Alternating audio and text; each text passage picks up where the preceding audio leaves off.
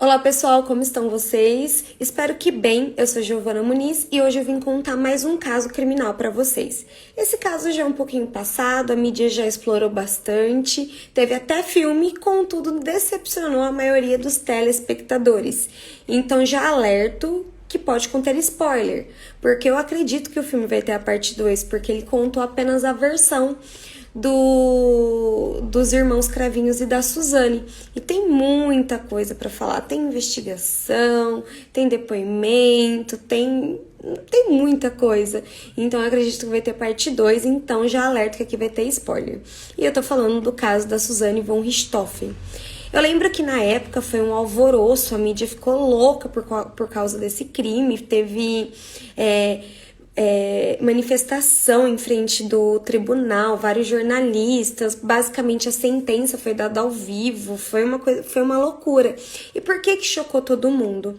Porque nós estamos acostumados com a mídia inserir na nossa vida, né, fazer uma lavagem cerebral, com crimes mais relacionados a pessoas de baixa renda. Porque meio que tentam justificar, né? A pessoa morava na favela, era negra, era isso, era pobre, por isso que fez tal coisa. Então, quando acordam e vê que não é bem assim que acontece, né? Que nos bairros nobres coisas piores podem acontecer e acontecem, acaba chocando todo mundo. Então o que o pessoal pensou? Poxa, uma menina de classe média alta, estudada, viajada, conheceu o mundo inteiro, bem dizer, muito bem instruída, cometeu um crime desse, tipo, que motivo ela teria? Ela tem tudo. Então, parou o mundo, parou o país, e eu lembro que foi muito polêmico na época. Bom, queria deixar aqui bem claro que ela nunca foi avaliada mentalmente por um psicólogo, ela nunca aceitou. Então, quando a gente vê o pessoal da mídia definindo ela com alguma patologia, alguma psicopatologia, são avaliações de acordo com livro, com entrevistas, com o jeito dela. Então, ela nunca foi avaliada, ela não tem um laudo psicológico falando, ó, ela é psicopata, ela é isso, ela é aquilo, isso não existe, tá? Bom, vamos lá. Eu vou ter que dividir em duas partes, tá? Porque vai ter antes e até o crime, e depois do crime, que é a investigação, que é a melhor parte. Mas eu vou ter que dividir porque a gente só tem, acho que, 15 minutos de GTV. Bom, eu vou nessa quarta-feira, 30 de outubro de 2002. Tava acontecendo o jogo, a final entre Flamengo e Corinthians. E o vigia da rua, né, do condomínio, da rua dos...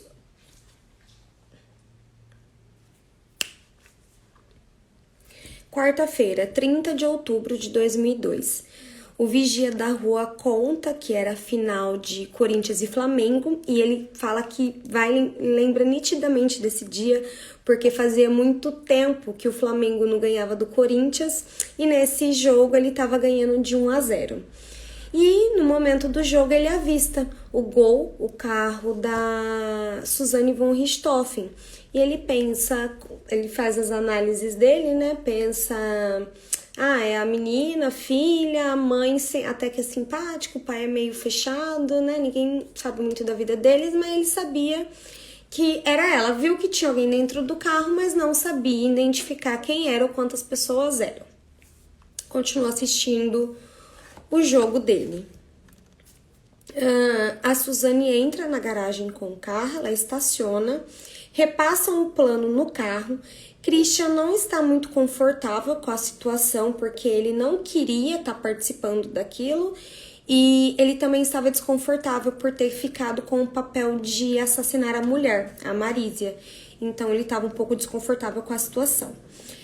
A Suzane tira meias de nylon da mãe dela, da bolsa, dá para eles cobrirem o rosto. Ela também pega luvas que a mãe utilizava para pintar o cabelo, para eles não deixarem digital, o que é um pouco infantil e imaturo, porque se ela mora na casa, ele é namorado dela e ele chegou a frequentar lá por um bom momento antes dos pais proibirem o relacionamento, por óbvio ia ter impressão digital deles na casa, né? Mas enfim, eles deram dessa. Tanto é que eles chegam até falar, mas eu vou contar isso só na parte 2, que se prepararam assistindo série tipo CSI. A gente bem percebe, né? Enfim, a Suzane é a primeira a entrar na casa. Ela sobe até o quarto dos pais para verificar se eles estão dormindo, se tá tudo ok. Vê que os pais estão dormindo, desce, faz sinal para os dois subir, né? Fala assim, vem comigo. Eles sobem atrás dela. Eles se posicionam, cada um do lado da sua vítima, né? O Christian do lado da Marisia e Daniel do lado de Manfred. Ela acende a luz e desce. Nisso que ela acende a luz, nesta parte, tá, do livro, que eu tô tirando como base, que é de Ilana Kazoy, Casos de Família, que também deu origem ao filme, eles falam que as vítimas chegaram a acordar e assim que abriram o olho, se depararam com as pauladas. Então, eles contam que Daniel foi quem deu a primeira paulada em Manfred e Christian entendeu o recado que era para começar a chacina, vamos assim se dizer. Enquanto a ação tá acontecendo ali no andar de cima, né? Enquanto os irmãos Cravinhos estão lá no andar de cima, a Suzane desce e começa a bagunçar a biblioteca, pega um dinheiro que tá na pasta, um pouco de dólar, um pouco em dinheiro, deixa alguns cheques. No filme, eles retratam como sendo uma caixinha, mas não era uma caixinha, era uma pasta de couro, que inclusive tinha senha, salvo engano. Então, ela abre com a senha, tira o dinheiro, bagunça um pouco a biblioteca, coloca um saco de lixo na ponta da escada, acredito para guardar, na cabeça dela, para guardar as roupas depois que acontecer, o taco que foi utilizado pro crime, o objeto do crime. Então, enquanto isso ela fica esperando lá em cima. No quarto do casal, respingos de sangue pelo teto, porque conforme eles faziam um movimento e voltava para bater de novo, ficava os respingos de sangue. Aqui eu acredito que nenhum perito me segue, mas as gotas de sangue eu explico bastante isso no caso Nardoni, que eu dou bastante detalhe nessa questão da perícia, né? Então, a cena do crime fala. E eles batendo, sangue para tudo quanto é lado, pedaços de massa encefálica começam a ficar grudado no travesseiro, no cabelo, na cabeceira da cama. E quando eles param finalmente de bater, em vez da calmaria, né, que eles acham que finalmente o crime cessou, começa o desespero dos irmãos Cravinhos. Bom, quando os irmãos Cravinhos acham que está vindo a calmaria, na verdade o pesadelo só está começando. Porque o que acontece? Eles, desprovidos de conhecimento da anatomia e funcionamento do corpo humano, não sabem que quando a pessoa sofre um traumatismo craniano muito grave, muito severo, ocorre a base da língua não se sustenta, como se eu tivesse ocorrido um deslocamento. Eu não sei falar a terminologia certa, o pessoal da área da saúde aí, por favor, que me ajude. Mas é como se ocorresse, a base da língua já não se sustenta mais. E quando a pessoa vai tentar respirar, fazer um movimento da respiração para tentar entrar no ar, isso faz um barulho ensurdecedor muito, muito alto. E foi o que aconteceu com Manfred e com Marisia, com ambos, porque ambos tiveram traumatismo craniano muito grave, muito severo. Tanto é que os peritos falam que o crânio deles estava parecendo um ovo de Páscoa quebrado, né? Cada perito tem sua forma de identificar isso, um pelos olhos, outro, o perito Salada mesmo, que fez a perícia do casal, ele bate com a tesoura, se fizer um barulho oco tá de um jeito, se fizer um barulho do outro tá do outro. Então, assim, a perícia é massa no que faz. Enfim, e aí aconteceu isso com o casal, e começou aquele barulho, e eles começaram a ficar desesperados, porque meu Deus, os vizinhos vão acordar, alguém vai ouvir, e começou a luta ali para cessar o barulho.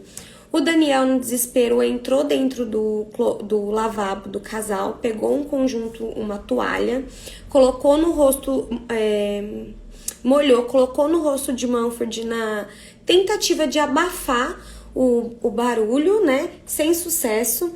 Ele desceu, pegou na cozinha uma jarra para água vazia, subiu pro quarto, no lavabo ele encheu de água, no lavabo ele encheu de água e jogou no rosto de Mumford e com a toalha ainda, pra sufocá-lo, né? Pra parar o barulho e sufocá-lo. E o barulho finalmente cessou. Depois que o barulho de Mumford cessou, ele jogou mais um pouco de água no rosto para limpar o sangue e tampou com a toalha. Por que eu tô dando ênfase nisso? Porque quando a gente estuda crimes sexuais, isso é bem enfatizado. Quando o criminoso conhece a vítima, ele tenta meio que, como eu posso dizer, resguardar. Ele não se sente confortável olhando pro rosto da pessoa, entende? Então, assim, ele, por exemplo, em crime sexual, geralmente eles vestem a vítima. Quem não conhece a vítima não tem essa preocupação. Então, ele deixou a toalha ali no rosto de Mumford. O irmão, o Christian, viu que funcionou com o Daniel, foi e tentou o mesmo método com a Marisa, só que ele não teve sucesso. Então, o que ele fez? Ele colocou a toalha que ele também tinha pego no banheiro e colocou na boca dela, assim, enrolado, né, pra sufocar ela mesmo. Não adiantou, ele desceu, catou o saco de lixo e sufocou-a, e ela morreu sufocada, e o barulho finalmente reinou na casa. Um barulho assustador, diga-se de passagem. Nesse momento, o Christian tá muito nervoso, ele vai pro lavabo e acende um cigarro e fuma um Minister, deixa lá essa ponta de cigarro, deixa lá no banheiro. Enquanto isso, Daniel vai bagunçando um pouco o quarto, mas ele bagunça coisas específicas, como algumas joias, pega outras joias, deixa as caixinhas das joias, detalhe importante para a segunda parte, deixa as caixinhas das joias, deixa algumas joias. No guarda-roupa do closet, os perfumes estão intactos, as roupas estão intactas e só tem uma gaveta com fundo falso, que é bem uma das últimas rente ao chão, que tá aberta, que era um fundo secreto, que só alguém da casa ou próximo do pessoal da casa saberia que existiria. E a arma ao lado e deixaram a arma primeiramente da cama, mas viu que não faria muito sentido e colocou do lado de Mumford, como se fosse para simular. Ele tentou pegar a arma na hora do assalto para atirar na pessoa. Uma coisa bem banal, porque o exame de balística, né, mostraria que a arma não foi utilizada, enfim, né. O CSI da vida. E aí eles descem, terminou ali a cena de montar a cena do crime deles. Eles descem para encontrar a Suzane na biblioteca. Lá o Daniel percebe que a pasta com o segredo, ela tá sem o dinheiro, mas ela tá normal. Então o que ele faz? Ele, para simular que foi assalto, ele vai na cozinha, pega a faca, corta a pasta e deixa a faca lá do lado e a pasta ali também sem o dinheiro, só com alguns cheques. Nisso, eles já estão saindo da casa, eles passam pela piscina, ali na piscina eles tiram a roupa suja, né, colocam dentro de um saco plástico, limpam os bastões com sangue e pedaços do cérebro dos pais na piscina da casa, que depois eles tomam um banho 2, 3 dias depois na piscina. Enfim, né? Deixa pra lá. E nesse momento o Daniel fala assim, não, pera, não tem nenhum sinal de arrombamento, de que alguém entrou. Vamos entrar por fora eu vou entrar por fora pela biblioteca e deixo uma marca de solado, uma pegada na janela, fingindo que alguém entrou pela janela. Fez isso, saiu, deixaram o Christian onde tinham que deixar e os dois foram pro motel. Lembrando que Andreas estava na lan house todo esse tempo, né? escondido dos pais, que a Suzane levou com o Daniel pra ele divertir lá. Essa parte dele é basicamente isso que tem no filme mesmo. Então, e eles vão pro motel. E no motel eles pedem comprovante. Quem vai no motel pede um comprovante? Vai que eu preciso provar que eu tava aqui com o meu namorado. Enfim, eles pedem um comprovante. São coisas, gente, que ao nosso ver pode parecer boba, mas faz toda a diferença. Detalhes. A vida do mundo criminal está nos detalhes. Bom, por volta das 4 horas da manhã, a Suzane passa a pegar o Andreas e vai só os dois para casa. Chegando lá, ela não entra com o irmão e já liga para a polícia por volta das 4 horas da manhã. E fala que chegou em casa, a luz estava acesa, a porta aberta e ela não entrou. E tava ligando pra polícia. Como é um bairro nobre, né, gente? A polícia vai só pra ver se realmente a princesa pode entrar em casa. E a polícia foi. E nisso a polícia entrou na casa primeiro, deu uma olhada geral ali por baixo, viu que só a biblioteca estava aparentemente desarrumada, o resto da casa estava intacto, não tinha um pano de chão fora de lugar, nada. Os sacos de lixo da casa não era igual os nossos, o meu, que eu roubo não, gente, olha, eu pego lá no mercado a mais pra usar de saco de lixo, entendeu? É aqueles bonitinhos, tudo certinho, casa de boneca eles chegam a falar, né? E ele sobe no segundo andar. Lá no segundo andar ele vê que o quarto das crianças tá tudo ok, tudo certo. O quarto do menino tá fingindo uns travesseiros ali que tá dormindo. E aí ele entra no quarto do casal. A luz nesse momento tá apagada, ele vê uma cena meio assim, aquela meia luz, sabe? Vê que tem uma pessoa, depois vê que tem duas, mas ele não pode mexer muito, porque ali já é só o fato dele estar ali já está contaminando o local do crime e dos fatos, né? Então ele acende a luz e ele fala que é uma cena chocante, assim, que é sangue, pedaço de cabeça pra tudo quanto é lado. Vê a arma no chão, num primeiro momento pensa na possibilidade, será que matou ela, se suicidou, né? Porque ele não tava fazendo a perícia, ele tava fazendo apenas dando uma olhada preliminar. E ele desce as escadas, e ele desce preocupado, né? Porque ele fala assim, como eu vou falar para duas crianças que os pais estão mortos, assim, violentamente dentro de casa. Ele já desce preocupado, sabe que é um momento difícil. E vai até Suzane. Na hora que ele chega na Suzane, ela fala assim, e meus pais estão bem? E ele acha estranho, porque ele fala assim, mas ela não falou nada que os pais dela estavam em casa, né? Tipo, ela não chegou a comentar, eu saí de casa, meus pais estavam em casa, ela não falou nada. Do nada ela soltou essa pergunta aí. Aí ele decidiu ir falar com outro policial para eles chamarem o resgate, porque ele fala que geralmente é um momento muito difícil, que os familiares passam mal, então é de praxe eles chamarem alguma ambulância, alguma coisa assim, para dar um auxílio para eles no momento que a pessoa passa mal da família. E nesse momento que ele tá falando com o policial, ele é informado de que Daniel, namorado da Suzane, chegou no local que ela tinha ligado para ele. E ele chama o Daniel para conversar. E ele fala pro Daniel assim, olha, os pais estão mortos e é melhor alguém da família dar a notícia, porque o baque é muito grande, do que alguém desconhecido, tudo mais, que não sei o quê. Aí o Daniel fala, nossa, não acredito, sério.